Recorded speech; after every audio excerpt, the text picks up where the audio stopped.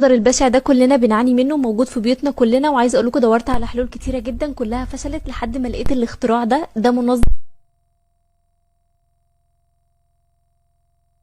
قوي بيتلزق على الحيطه بالشكل ده، وبركب الهوك بتاعي بالشكل اللي انتم شايفينه ده. واهم حاجه تلزقيه صح من اول مره، لانه قوي جدا مش هتعرفي تشيليه تاني ابدا، لانه ثابت جدا جدا. عايزه اقول لكم نظم لي كل ادوات التنظيف بتاعتي، وشكله رهيب كمان، مش اخد مساحه خالص. بجد انصحكم بيه بشده. كمان بقى جبت شويه رفايع مهمه جدا من حبيبه ستور، ده 10 جلافز حراري اشتريه، كلهم بيتحرقوا للاسف لحد ما جبت الجلافز السيليكون ده. خطير يا جماعه، الماتيريال بتاعته رهيبه، متبطن من جوه بالشكل ده. واحلى حاجه انه طويل عشان ايديكي ما تتحرقش من درجه حراره الفرن. عايزه اقول لكم مهما كانت درجه حراره الحاجه اللي بشيلها من الفرن حرفيا مش بحس بيها خالص. كمان بقى جبت وايبس الدهون اللي مكسر الدنيا، خطير يا جماعه، تحفه تحفه بجد. هو بريحه الليمون. عايزه اقول لكم بقى ايدي ورجلي في المطبخ بيريحني كتير قوي من غسيل قماشات المطبخ، بستخدمه في كل حاجه حرفيا في المطبخ. الاجهزه السوداء الملطشه اللي ما بتنضفش بيخليها بتلمع، كمان الرخامه والحيطان. خطير خطير يا جماعه. اخر بقى حاجه جبتها، جبت الكوبايه السكر دي عشان مشروبات الصيف والايس. المنظر البشع ده كلنا بنعاني منه، موجود في بيوتنا كلنا. وعايزه اقول لكم دورت على حلول كتيره جدا كلها فشلت لحد ما لقيت الاختراع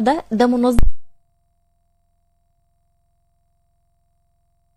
قوي بيتلزق على الحيطه بالشكل ده، وبركب الهوك بتاعي بالشكل اللي انتم شايفينه ده. واهم حاجه تلزقيه صح من اول مره، لانه قوي جدا مش هتعرفي تشيليه تاني ابدا، لانه ثابت جدا جدا. عايزه اقول لكم نظم لي كل ادوات التنظيف بتاعتي، وشكله رهيب كمان، مش اخد مساحه خالص. بجد انصحكم بيه بشده. كمان بقى جبت شويه رفايع مهمه جدا من حبيبه ستور، ده 10 جلافز حراري اشتريه، كلهم بيتحرقوا للاسف لحد ما جبت الجلافز السيليكون ده. خطير يا جماعه، الماتيريال بتاعته رهيبه، متبطن من جوه بالشكل ده. واحلى حاجه انه طويل عشان ايديكي ما تتحرقش من درجه حراره الفرن. عايزه اقول لكم مهما كانت درجه حراره الحاجه اللي بشيلها من الفرن حرفيا مش بحس بيها خالص. كمان بقى جبت وايبس الدهون اللي مكسر الدنيا، خطير يا جماعه، تحفه تحفه بجد. هو بريحه الليمون. عايزه اقول لكم بقى ايدي ورجلي في المطبخ بيريحني كتير قوي من غسيل قماشات المطبخ، بستخدمه في كل حاجه حرفيا في المطبخ. الاجهزه السوداء الملطشه اللي ما بتنضفش بيخليها بتلمع، كمان الرخامه والحيطان. خطير خطير يا جماعه. اخر بقى حاجه جبتها، جبت الكوبايه السكر دي عشان مشروبات الصيف والايس. المنظر البشع ده كلنا بنعاني منه، موجود في بيوتنا كلنا. وعايزه اقول لكم دورت على حلول كتيره جدا كلها فشلت لحد ما لقيت الاختراع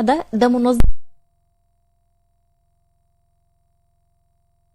قوي بيتلزق على الحيطه بالشكل ده، وبركب الهوك بتاعي بالشكل اللي انتم شايفينه ده. واهم حاجه تلزقيه صح من اول مره، لانه قوي جدا مش هتعرفي تشيليه تاني ابدا، لانه ثابت جدا جدا. عايزه اقول لكم نظم لي كل ادوات التنظيف بتاعتي، وشكله رهيب كمان، مش اخد مساحه خالص. بجد انصحكم بيه بشده. كمان بقى جبت شويه رفايع مهمه جدا من حبيبه ستور، ده 10 جلافز حراري اشتريه، كلهم بيتحرقوا للاسف لحد ما جبت الجلافز السيليكون ده. خطير يا جماعه، الماتيريال بتاعته رهيبه، متبطن من جوه بالشكل ده. واحلى حاجه انه طويل عشان ايديكي ما تتحرقش من درجه حراره الفرن. عايزه اقول لكم مهما كانت درجه حراره الحاجه اللي